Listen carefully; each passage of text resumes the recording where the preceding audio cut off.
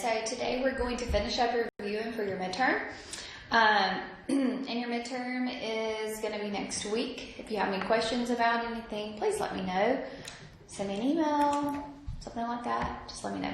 Okay, so we've got 2 topics left, I think, 8 and topic 9. So we've got those 2 to go through. I think that we can do it. And my thing is not working. Oop, there we go. Okay, so we're going to talk about congruent triangles. So if triangles A, B, C, so A, B, C, so that's 3 right there, is congruent to triangle D, E, and F. Okay, solve for X and Y. Okay, so here, if we know that this angle down here is equal to 5y minus a 3, okay, we would need to find this angle would be congruent to it, right? Okay, well this angle E is 29, so that means that this one is also going to be 29, right?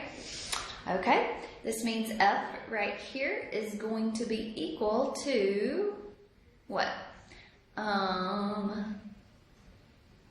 119, I'm sorry, that angle right there is 119. Okay, so this angle here, so 119 plus 29 minus a 180, so that's going to be a 32. So that's going to be 32 degrees right here. So I know that angle A here, so 5y minus 3 is going to be equal to a 32. So add your 3, so 3 plus 32 is going to give you 35. Divide both sides by 5, so y is going to be equal to a 7. Okay? All right. So now, what about this one here? If I wanted, now that I know that my angles are congruent, okay, then what does that mean? My corresponding sides are also going to be congruent. So AB is going to be congruent to DE, right? BC is going to be congruent to EF. Okay, CA is going to be congruent to FD. So now that means to find X, that 8X minus an 11 is going to be equal to 21. So add your 11, so we'll get 8X is going to be equal to a 32. Divide both sides by 8, so X is going to be equal to a 4. Okay? Alright, so remember this is your proving. So what are the methods to prove triangles are congruent? Angle, side, angle. Side, side, side. Side, angle, side. Angle, angle, side. And then hypotenuse, leg. Okay? Alright, so let's look at these. Determine if the triangles are congruent. If they are, state what method that they could be. Okay? So these sides are going to be congruent. These angles are that included angle is going to be congruent, and this other side is going to be congruent. So this is going to be these are congruent, and these are congruent by side, angle, side. Remember, it has to be the included angle. Okay? All right, here I've got angles, angles, and remember that side would be congruent there, so this would be angle, angle, side. Okay? All right. So here, if these are parallel lines, then these angles here would be congruent because they're corresponding angles. So this would be angle, side, angle. So these would be congruent by angle, side, angle. Okay? So I have a 90-degree angle here. I know one of my legs is congruent to this other leg over here. And the side that's my hypotenuse is also congruent. So this would be your hypotenuse leg. Okay? Alright, so here I have a side. I don't know anything about these angles right here because these aren't parallel lines or anything. I do know by vertical angles that these 2 angles would be congruent. But is there anything that's a side-side angle? There's no side-side angle, so these I can't prove by what I know that these triangles would be congruent, so these would be not congruent. Okay? Alright, what about here? These sides are congruent, these sides are congruent, they share this side, so that means it's congruent for both of them. So we would be able to prove this one by side, side, side. Okay? You won't actually have to walk through proving any of the triangles are congruent, but it will be maybe like a multiple choice question of going through and showing how it's proved to be correctly. Okay? Alright, so K is so similar to this, and then maybe over here would be like a multiple choice of what would it mean? What would be the reason why you could say each one of these would be true? Okay, so let's look. K is the midpoint of JN. So K is the midpoint of JN. So if it's the midpoint, then that means that makes those two sides congruent. And it's also the midpoint of LM. So that means that these are going to be congruent, right? All right, so K is the midpoint given. JK is going to be congruent to KN. Okay, that's the definition of a midpoint.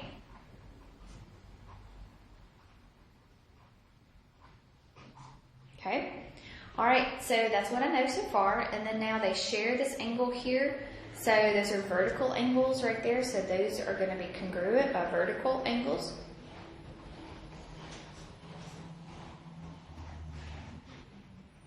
Okay, so side angle, side.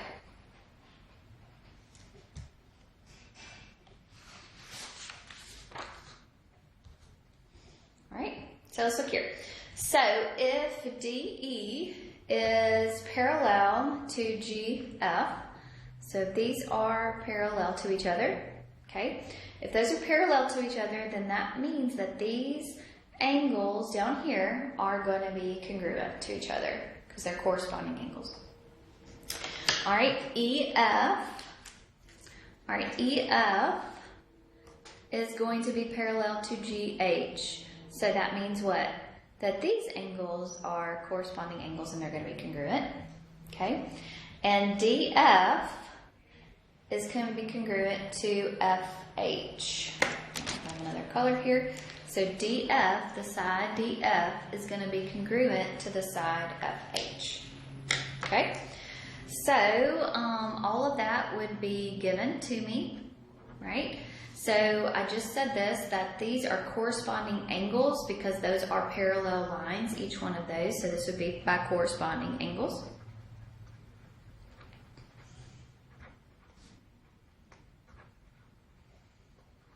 Okay, DF is going to be equal to FH, that is given. So that means that the triangles are congruent, and this is by angle, side, angle. Okay, remember you're looking at that one triangle. So what do they know? That this is, my angle is congruent, my side and my angle is congruent. Okay? All right, so let's look at this one. If ZX bisects, so ZX bisects W, X, and Y. So if it's bisecting, that means that it creates two congruent angles there. Okay? Angles ZWX and ZYX are congruent. So these are congruent. So ZX bisects the big angle here, so that is given. So when it bisects, the definition of a bisector means that those two angles are going to be congruent inside there. So that's the definition of an angle bisector.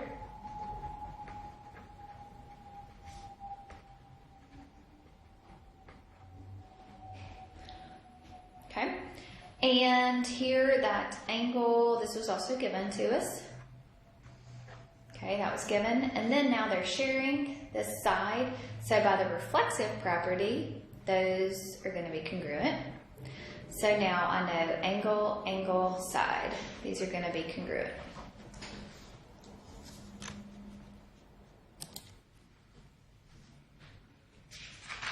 All right, so let's look here. Given that triangle ADB and CDB are right angles. Okay, so that is given. So if they're right triangles, then these are our right angles. Okay, AB is going to be congruent to BC. So AB is going to be congruent to BC. So that is given. By the reflexive property, they're sharing that side. So that is by the reflexive property. Okay, so we know a leg of the triangle is congruent to the hypotenuse, the opposite of the right angle. So this is going to be, they are going to be congruent by the hypotenuse leg. Okay?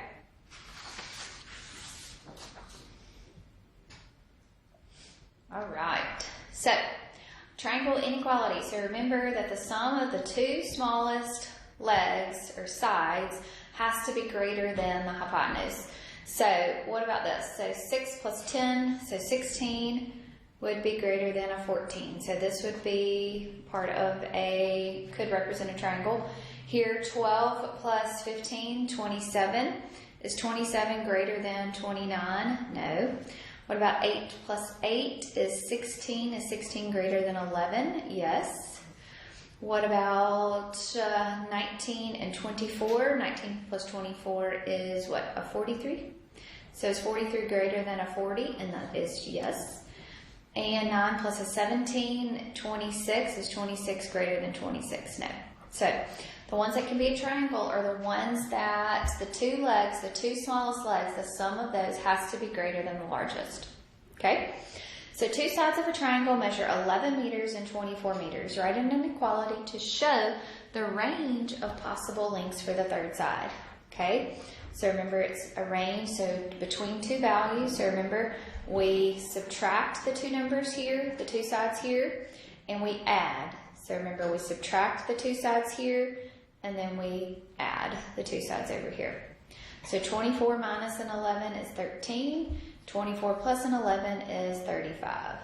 So there is my possible range of values. And remember, it can't be negative, so do subtract, even though I wrote A minus B, so let's treat A like the biggest one. So 24 minus an 11, and 24 plus your 11 there.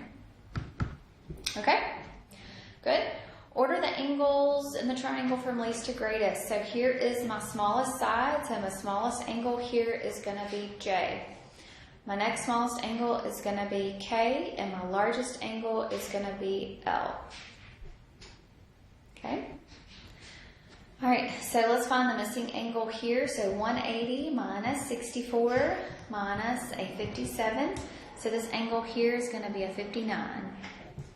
So the smallest angle here is going to be T. So my smallest, greatest to least. I can't read, I'm sorry. Okay, so greatest angle here is the S here. So the greatest side here is going to be RT. Okay, my next greatest angle is R. So the greatest side here is going to, the next greatest would be your ST. And then your smallest angle is T. So the smallest side there is going to be RS. Okay. All right, let's list the sides of triangle FGH in order from least to greatest. If the measure of F is 4x plus 7, G is 5x minus 31, and H is 7x minus 52. Okay? So all the angles in a triangle have to add together to be 180. So I'm sorry, I started kind of crazy there.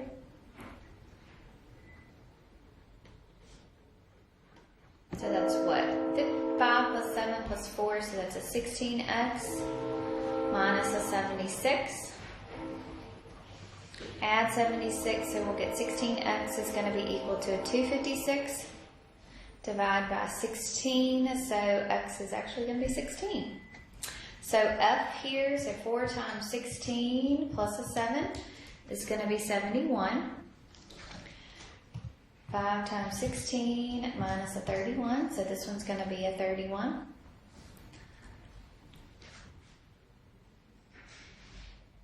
Is that right? I'm crazy. Don't trust your calculator always. 49. I was like, how is that possible? Okay. 7 times 16 minus a 52. So it's a 60. All right.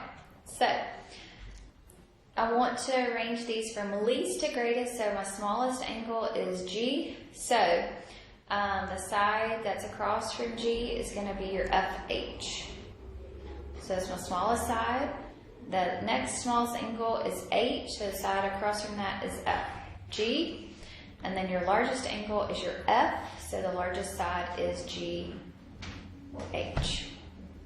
Okay? All right. So here we did the same thing with the perimeter. So, but now I'm going to know my sides. So I've got M, N, P here. So MN is 4x plus 1, NP is 7x minus an 11, and MP is 11x minus a 16. The perimeter is 84, so that means that all these should add together to be an 84.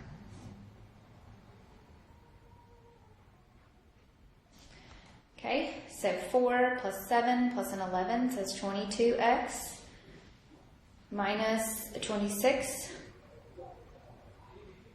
Add your 26, so you'll get a 110. So x is going to be equal to a 5. So we'll have 5 times 4, so that's 21.